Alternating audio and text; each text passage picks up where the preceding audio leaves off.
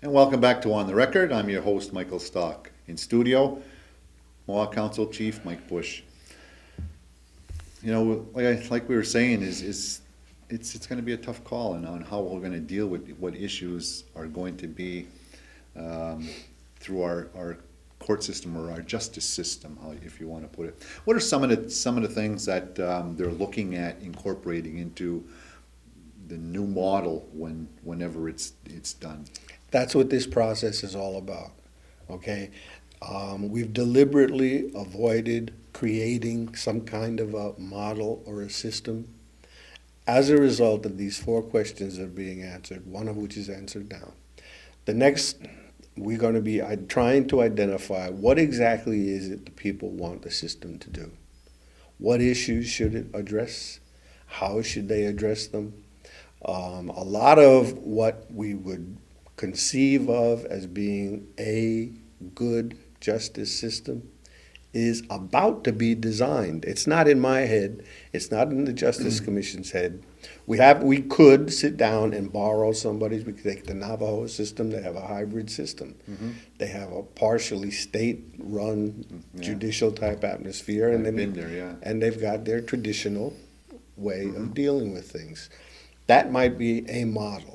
But we haven't decided, or we haven't made up our minds that we're going to bring that to the community and say, look, this is what you need to look at. What we want to know is, what is it you want this thing to do? And then give us some indication, whether it's the Great Law, whether it's a charter under the Great Law, Ganawage Charter, or if it's some kind of a hybrid system. We've already heard people say, we have to do it sort of ADR. Did you see the results from the last session? Yeah, I think I just got them here with all that information. The comments that are in there, people's perceptions. Go 100% of them. It's amazing. I mean, this is what we should be thinking about. This is what we should be taking into consideration in trying to design something. Okay, if we could get the longhouse or traditional participation, then we wouldn't be having these discussions about it's yours, it's mine, it's ours, it's theirs. Well, even that's not what. That's what we're trying to avoid. But even then, even though a lot of people felt it was a very positive event, some people said that 80% of the people there were MCK employees or family of the MCK. It wasn't. I'm just telling you what, I wasn't there, so I'm just telling you I was counting for myself who was from where. So that was going to happen. About 50, that's going to happen. People are going to say, well, they're going to stack the deck. Yes, they're going to stack the deck. They're going to get what they want. At the end of the day, they're just going to do what they want. But that's not the case. That's the other. Okay. That's the other thing. That's what people have to hear. All right. And I have had my own experiences, like some of us have, with how things get lopsided one way or the other. Manipulated at the end of the day, okay?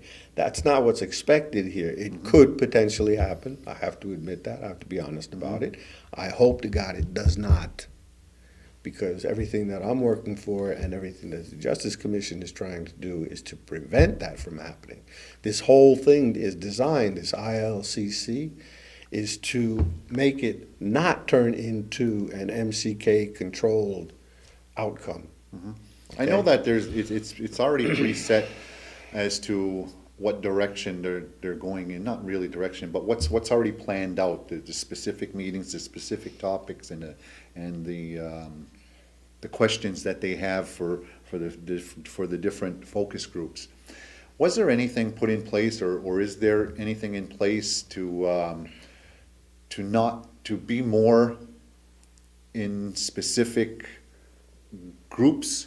For instance, I don't want to go to the general meetings that you're having in regards to that, but my group, or if I'm a traditional person, I don't want to be there. Is there something that, I can have some input, but in my comfort zone and not yours?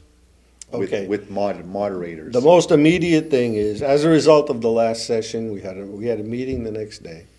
Justice Commission, no, the ILCC, the Interim Legislative coordinating committee. I have to stop using them.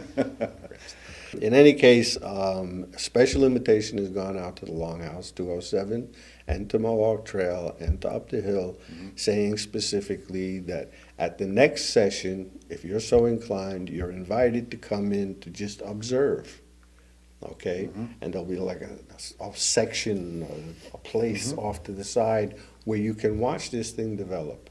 If you want to participate, step out of the observer box and step into the participants box. Any one of the three. It's up to you.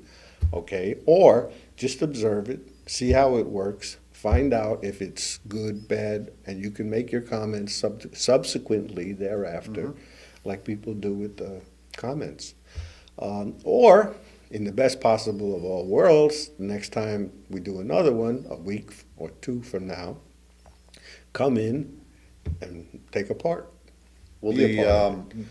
the mediators or who the facilitators that are doing this would be open if and this I don't know if it's going to happen, and this is just on the top of my head, is that if some of the traditional councils feel that they wanted to do something similar at a different location, is that open? They must be open to that. Or is it no? That's okay. I have no objection, no problem, no concern. If they want to do that, all well and good. I wonder if I would be invited. Question. Yeah, that's true. So this thing is getting a little bit too much of me and them, and this is not about us and them or you and me. Well, this is about all of us. Yeah, I think that. And this is another thing that we talked about some of the mistrust over the years, and then not over, it's been a long period of time. Generations, I had mentioned that. As far as no matter what the Mohawk Council is going to do, people are going to come up with conspiracy theories that, there's a reason for doing it one way or opposed to the other. Why are you doing it now? Is it because big industry wants to come in and you don't have any form of a justice system in place for them and they're not comfortable with it? I don't trust at the end of the day that it's going to be a fair process. All those things that I think that maybe some people might have in the back of their mind because of history, what happened to maybe individuals or families.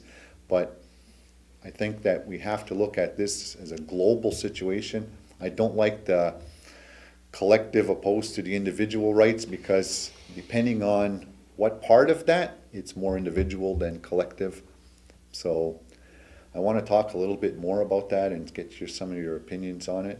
Okay, but we are talking about my opinions. And your opinions. I'm not talking about... We're not talking about the outcome of the process itself. We don't know what the outcome of the process is. Thank you. So, we're only in one meeting. Right. So we don't know what that is in it. And it could start from this and end up totally different direction than what it's in right now. We don't know that. That's absolutely correct. And we'll be back right after these messages.